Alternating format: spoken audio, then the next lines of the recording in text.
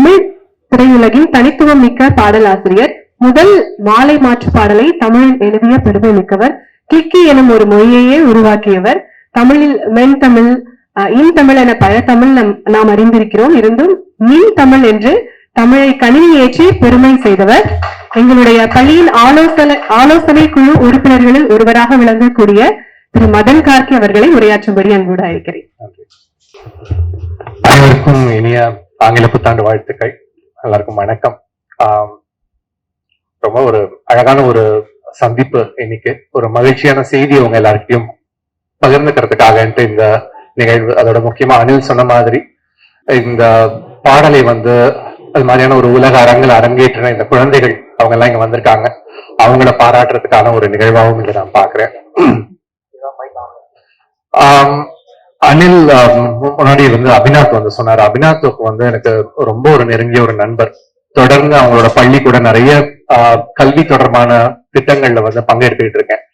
அவங்களுடைய பள்ளியோட நிர்வாகம் எனக்கு ரொம்ப பிடிக்கும். ஒரு குடும்பம், ஒரு நல்ல குடும்பம் எப்படி இயங்குமோ அது மாதிரி ஒரு பள்ளி இயங்கிக்கிட்டு இருக்கும். எல்லாரும் ஒரு உறவுகள் மாதிரி அவங்க எல்லாரும் ஒருத்தருக்கு ஒருத்தர் எல்லாத்தையும் புரிஞ்சுக்கிட்டு, ஒவ்வொருத்தரையும் புரிஞ்சுக்கிட்டு அவங்க முன்னெடுத்திட்டு போறது.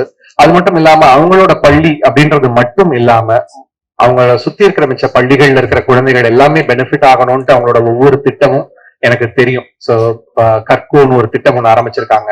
அரசு பள்ளிகள்ல இருக்கிற குழந்தைகளும் அவங்களோட பள்ளியில இருக்கிற குழந்தைகளும் இணைந்து படிக்கிற மாதிரியான ஒரு திட்டம். இது மாதிரி நிறைய புது புது திட்டங்கள் கொண்டு வந்துகிட்டே இருக்காங்க. அவங்களுக்கு அந்த பள்ளிக்கு முதல்ல என்னுடைய வாழ்த்துக்கள், நன்றி. அபிநாத் பேசும்போது சொன்னாரு, இந்த பாட்டு முதல்ல அவர் என்கிட்ட கேட்கும் போது குயின் மீரா பள்ளிக்கு ஒரு பாட்டு பண்ணணும்னு சொன்னாரு. அப்ப சொன்னப்போ அவர் தான் தயாரிக்கிறாரு. அவர் சொன்னா நான் பண்ணி கொடுத்துருக்கலாம். ஆனா நான் அவர்கிட்ட கேட்டேன், இது ஒரு பொதுவா இருக்கலாமா, எல்லா மாணவர்களுக்காக கொண்டு போலாமா அப்படின்னு சொல்லி கேட்டப்போ உடனே அவர் எதுவுமே தயக்கமே இல்லை, பண்ணுங்க, என்ன செலவானாலும் நான் பண்றேன் அப்படின்னாரு. சோ அந்த ஒரு மனசு உடனே ஏத்துக்கிறது. ஏன்னா இது எனக்கு அப்பா சொல்லி கொடுத்தது. நான் திரைத்துறையில இருக்கிற நிறைய பாடல்கள் பார்த்தவங்க எல்லாம் எனக்கு சொல்லி கொடுத்தது. ஒரு சான்று ஒண்ணு சொல்றேன். ஒரு படத்துக்கு ஒரு பாடல் எழுதிட்டு இருக்கும் போது மணிரத்னம் அவர்கள் நான் எழுதியிருந்தது ஒரு பெண்ணோட பேரை வச்சு எழுதியிருந்தேன் அந்த பாட்டை. அந்த பாட்டு அப்படிதான் ஆரம்பிக்கும், காமினின்னு சொல்லிட்டு ஒரு பேர்ல ஆரம்பிக்கும். அவர் காமினி வேணாம், வேற ஏதாவது பொதுவான வேர்ட் போடுங்க அப்படின்னாரு. சார் அழகா இருக்கே சார் அப்படின்னா, இல்ல காமினின்னு போட்டீங்கன்னா அந்த பெண்ணுக்கு மட்டும்தான் போகும், நீங்க ஏதாவது புது வேர்ட் போட்டீங்கன்னா எல்லாருக்கும் போகும்னு ஒன்னா அழகியேன்னு சொல்லிட்டு அந்த பாட்டை மாத்தினேன். அது மாத்தின உடனே அது எத்தனையோ பெண்கள் அதை கேட்கும் போது அவங்களுக்காக எழுதின பாட்டை அவங்க உணர்ந்துகிட்டாங்க. மாணவர்களுக்கு ஒண்ணு பண்ணும்போது ஒரு குயின் மீரான ஒரு பள்ளிக்குள்ளன்னு மட்டும் சுருக்காம இதை நம்ம தமிழ்நாடு முழுக்க, இந்தியா முழுக்க விரிக்கணும் அப்படின்ற அந்த கனவு அபிநாத் அன்னைக்கு ஒத்துக்கலன்னா நடந்திருக்காது. முதல் நன்றி அபிநாத்துக்கு தான். அனில் கூட என்னோட உறவு பத்தி சொன்னாரு அபிநாத். அனில் ஒரு நாள் தான் சொன்னாரு, ஒரு நாள் இல்ல, ஒரு நிமிடம் தான் நடக்கும். நான் ஒரு வரிகள் அவருக்கு அனுப்பிச்சேன்னா ஒரு நிமிடத்துல என்ன கூப்பிட்டுட்டு இதான் மெட்டு, எப்படி இருக்குது இந்த மெட்டுன்னு சொல்லிட்டு என்கிட்ட கேட்பாரு.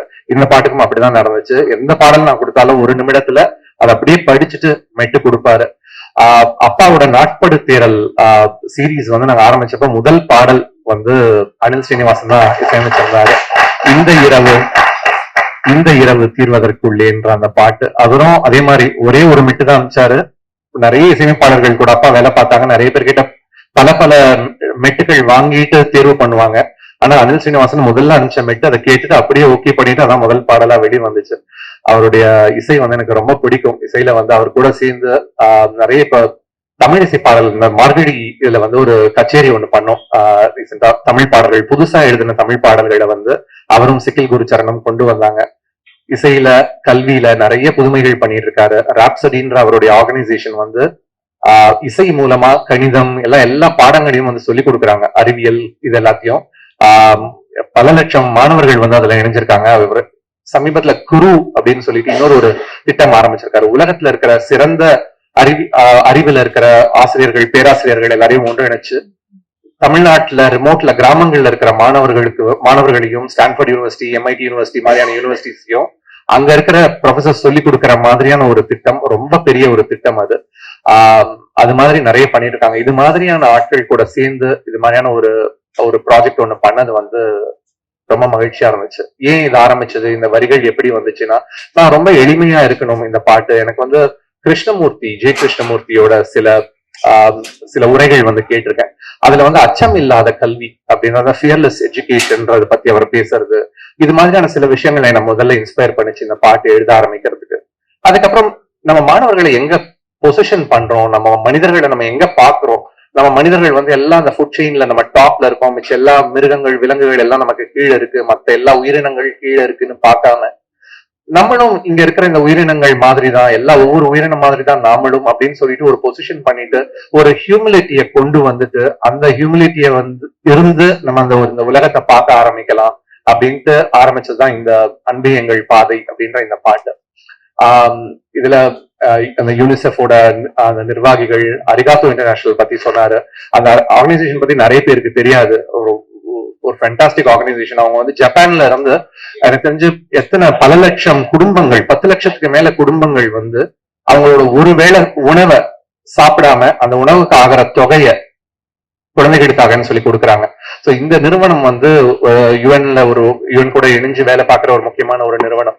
இது மாதிரியான ஆட்கள்லாம் சந்திக்கிறதுக்கு ஒரு பெரிய ஒரு வாய்ப்பு கிடைச்சது. அது மாதிரியான ஒரு மேடையில நம்ம குயின் மீராவோட குழந்தைகள் வந்து அதை பெர்ஃபார்ம் பண்ணும்போது, அனிலோட இசையில அந்த குரல் அந்த அரங்குல வந்து கேட்கும் போது, தமிழ் கேட்கும் போது அவ்வளவு வந்து மகிழ்ச்சியா இருந்துச்சு. நம்ம ஒரு கனவு, ஒரு சின்ன கனவு வெளியில போகுது, வெளிநாடுகளுக்கு போகுது, இவ்வளவு ஒரு பெரிய மேடைக்கு போகுதுன்றது வந்து ரொம்ப மகிழ்ச்சியா இருந்துச்சு. இன்னைக்கு அப்பா வந்து குழந்தைகளை குழுவை வாழ்த்த வந்திருக்காங்க.